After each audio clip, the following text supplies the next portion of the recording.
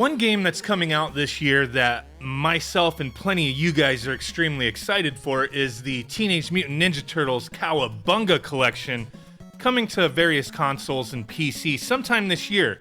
I've noted when you look at the listing on Amazon for the physical edition, it says December 31st, 2022, which is a placeholder date for those who are confused. Pretty sure it's not going to come out the end of the year, it's just they don't know the exact release date yet. But that's not what I wanted to talk about with this video. There's some more information concerning this release that I haven't really seen too many people talking about that I think people would be interested in knowing, especially if you're going to be plopping down your $40 for this game.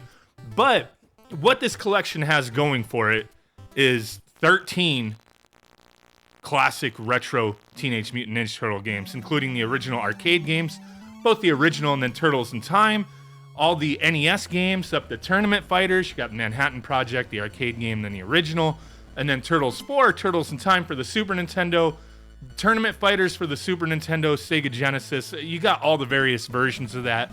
Hyperstone Heist for the Sega Genesis, and then the 3 Game Boy games, Fall of the Foot Clan, Back from the Sewers, and Radical Rescue. And then you also got 11 regional Japanese versions of these games on this collection, plus tons of extras. You got your typical emulation stuff, your save and rewind, all that goodness, and then a new boss rush mode type of thing. So there's a lot of cool things going on here, and some online play as well.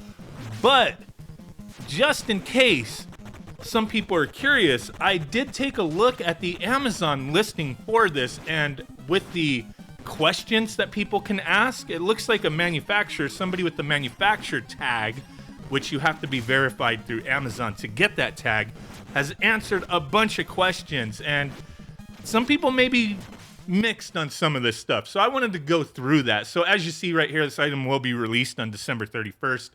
Not going to be the case necessarily. It should be well before then, I would imagine. So don't worry about that. If you've pre-ordered it anywhere that it's available, I'm pretty sure it's going to come out well before then. You could research, look it up. What's the release date for Cowabunga Collection? Nobody knows for sure, but it should be this year sometime. And I would imagine maybe summertime, maybe early fall at the latest, but I really don't think it's going to be that late, right? So here we go. You got the game for Switch, PS4, PS5, and Xbox Series X. So let's go ahead and scroll down here where, like, you could type a question, right? Ask a question and random people answer. Like, they'll email people who've bought this game or whatever on a listing if people ask questions. Hey, can you answer this question? And you can go in there and answer. But typically, you know, sometimes it's useful, sometimes it's not. But when you see a manufacturer tag, that has to be verified, right? But at the same time, I kind of question, does it have to be the manufacturer of said game, of that actual listing, or is it just somebody who earned that tag because they have to be a verified manufacturer of something, right? But I tend to believe the answers we've got here. So let's take a look, because there's some interesting stuff here. Will this game come with a Pizza Hut coupon from the manufacturer? Unfortunately, no. I mean, that's kind of obvious, but I think that would have been cool to have some kind of tie-in. I'm not a big Pizza Hut fan. I tend to like more local, you know, ma and pa pizza places. Like, there's, you know, they kind of put love into their pizza instead of just, you know, these fast food type pizza places. But hey, it still would have been cool, man, if some chain, Pizza Hut, which was what they did with the NES game, like, you know, had a little tie-in, a little coupon. Like, that's cross promotion, right? But not this time. It ain't happening. No cross promotion with Pizza Hut. It still would have been pretty funny and cool to do that. I mean, little coupon in there and people don't use it, save it, could have been a collectible, you know what I mean? So here we go. This question, it's kind of like when people re-release games, I mean, they're not going to really edit too much with it. You know, yeah, they've done some work with this thing, but adding 4 players to a Super Nintendo game that was only, you know, 1 to 2 players, not going to happen here. Super Nintendo version of Turtles 4 be the same as the original, only 1 and 2 players. Will all games be fully playable from the cartridge without a download or sign-in? This maybe seem pretty obvious, but nowadays, holy crap, you never know, man. You never know. Day one updates, like the game's broken and whatnot, and you can't play it unless you download an update. But this, all physical cartridges contain all of the games, does not require download nor an online connection. I'm still curious who is this listed manufacturer who's answering these questions? Is it Digital Eclipse, Konami, just some random person who sells a hairbrush on Amazon? I'm not sure, but I'm tending to believe some of this stuff here. Will the arcade games still have the original unedited theme song? This is the big one. And I tend to believe this answer is true. Will the Pizza Hut logos still be present in the NES arcade version? So from the manufacturer, some license and trademarks have been removed or replaced from the game. So obviously, no Pizza Hut coupon, no Pizza Hut logos, right? This includes the original theme song and corporate names and logos. Now, I tend to believe it because there has been like other Turtles tie-in games that would have like access to like a specific game, maybe as an extra or something, like the arcade game, and they would edit the song out. Like they would change the song to an edited version because they didn't have the rights to the original theme song. And I'm really curious to see. Like I haven't played too many of the tie-ins to the Nickelodeon shows, so I don't know how that all works out with the, you know, whatever games have had like an old school game included with it as an unlockable or whatever, or any of the other re-releases, however that's gone down in the past. Like I said, I just play the retro games. I've access to most of this stuff already, so those are what I play. I don't really play too much of the newer Turtles games, but I still think this is a cool collection to have everything in one space, one cartridge, disc, whatever. That's why I'm looking forward to it. But yeah, I mean, from what I've read, they've had to do this in the past, removing the original theme song. That kind of sucks balls, man. That kind of sucks balls. And it's not censorship. It's licensing. I'm definitely like not for like, oh, let's censor these games because there's people who may be offended.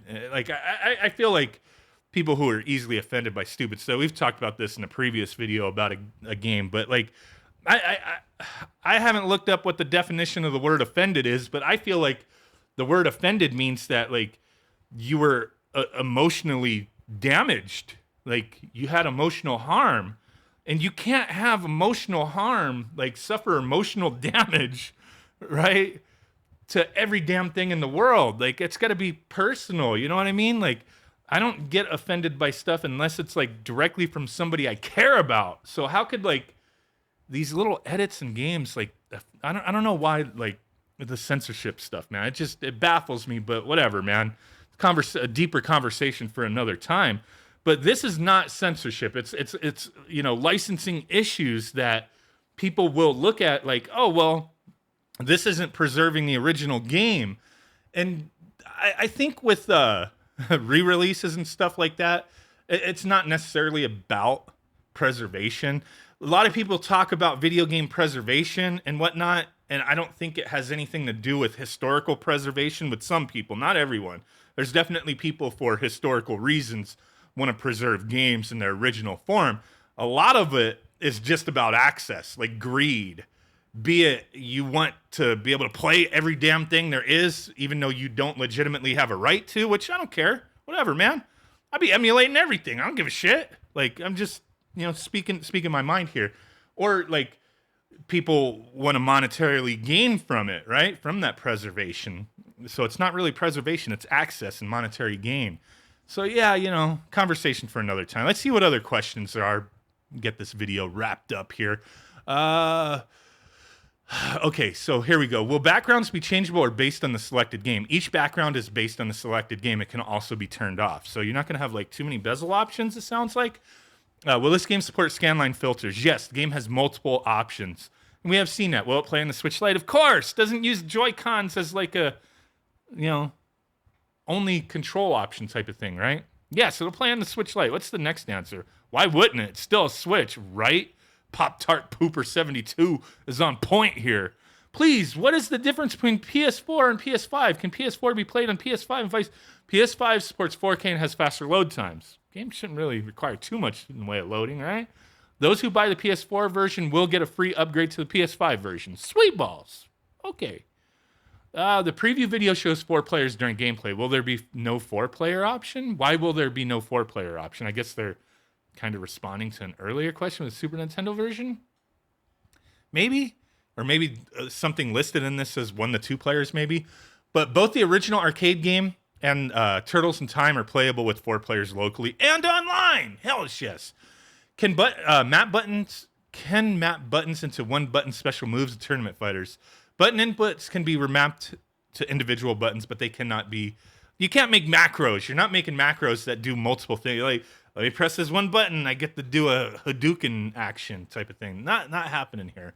Will it be played on full screen mode with no background? You could play in full screen mode. Background can be turned off. Stretch that bitch out. Hey, no judgment here. Whatever you do in the privacy of your own home, right? Will online games have crossplay? Nope, they won't. That's unfortunate. Only playable between the same system. So that may be something that deciphers, helps you decide which version to get. Who do you know plays on what console, right? Anything else? Is this a cartridge or digital? It's cartridge, fool. No crossplay. Any of the games going to allow local? Are any of the games going to allow local and online, or only up to? Are any of the games going to allow local and online, or only up to? I don't understand. Only up to 2 player. Like I said, I don't know. Like, because each of these answers could be from somebody different. Like, even though it says manufacturer, it could be somebody different. But that's pretty much it. That's all the questions here. Like I said, some of them I understand and I think are legit, like the licensed music, stuff like that. But I hope this kind of gives a little more insight into what's going on with this game. It's not going to be a December 31st release. It should be before then. I put money on it. Like, come back. If it comes out December 31st, man, I'll give each and every single one of you guys $1, right? If you like this video.